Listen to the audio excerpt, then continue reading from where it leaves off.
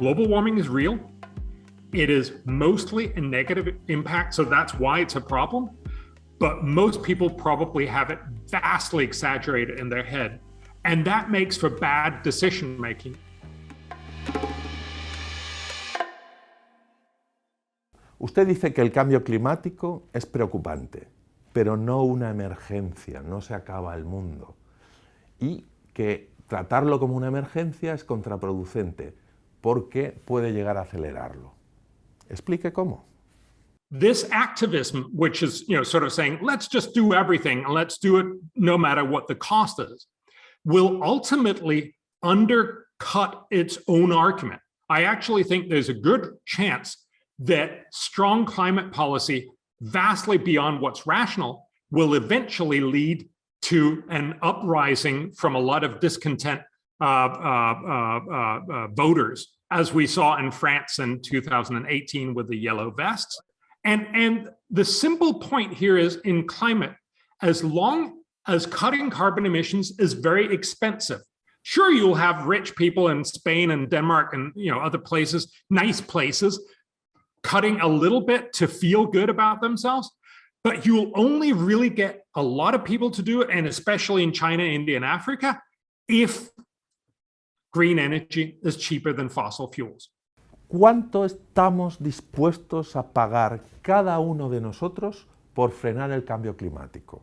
If you ask people, how much are you willing to pay for a better climate? And that's a very hard question. They will tell you a couple of €100. So if you make policies that cost a couple of €100, you're fine.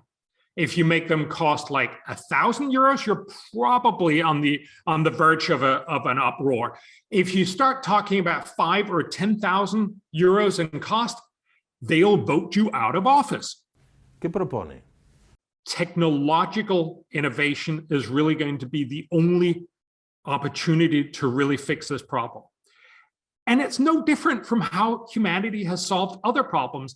If we think back to the 1970s, almost everyone in the establishment worried about the fact that there were huge hunger episodes in Africa and Southeast Asia.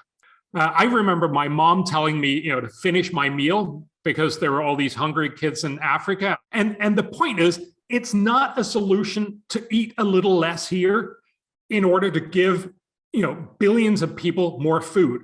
What did solve the problem was innovation. It was the green revolution, as we called it back then. So I'm not just saying, oh, we should have innovation. I'm specifically saying we should be spending a lot more money on research and development, not just in nuclear, but also in fusion, in batteries and solar and wind, in carbon storage. There are lots of different opportunities. So it's very important to say we should be spending a lot more across a wide range of areas, because most of these innovations are going to fail.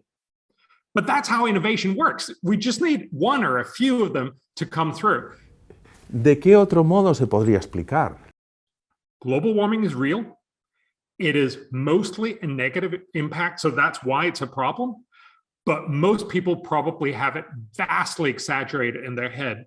And that makes for bad decision making. If you think it's the end of the world, but in reality, it's a problem, you're likely to be spending too much, both money and panic money on it. And that means you end up not doing the smart things, and you end up defocusing on many of the other problems in the world. I'm not questioning that there's a problem, but I am questioning what we're trying to do with it and how effective what we're trying to do is, both in terms of, is this the best way to help future generations? And is this indeed the best way to even try to fix climate? ¿Qué soluciones propone como alternativa a las que ya se emprenden para frenar el cambio climático? Yeah, if you think about this, because people often say, if we do something about climate, it'll have a lot of other good impacts. For instance, a lot of people die from outdoor air pollution. And the argument is, if we entirely switch to clean energy, we'll have a lot less air pollution. That's absolutely true. But if we want to fix air pollution, there are incredibly cheaper and more effective ways to get a head start on that. It's actually one of the, I mean, it's in many ways, it's the biggest environmental killer of everything in the world. And it is astounding to me that we focus so little on air pollution. New Delhi, you might have seen, is just shutting down these days because it's just phenomenally polluted. Remember, most of that pollution comes from poverty. It comes from a lot of people burning, both their fields badly. But the fundamental point here is to say, if you want to reduce air pollution, and we should, it's about two things. It's about scrubbers on coal-fired power plants, and it's about getting people out of poverty, because that's where you get all the indoor air pollution. That's where about 3 billion people cook and keep warm with dirty fuels like dung, cardboard, wood. ¿Y eso dónde nos lleva? It simply makes the indoor of almost half the world's population 10 times more polluted than outdoors in Beijing.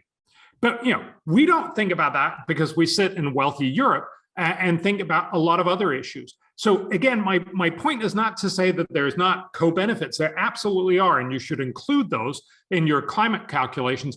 But if you're really concerned about the biggest environmental problem, indoor and outdoor air pollution, there are much quicker, much cheaper, much more effective policies to address that head on, and we should.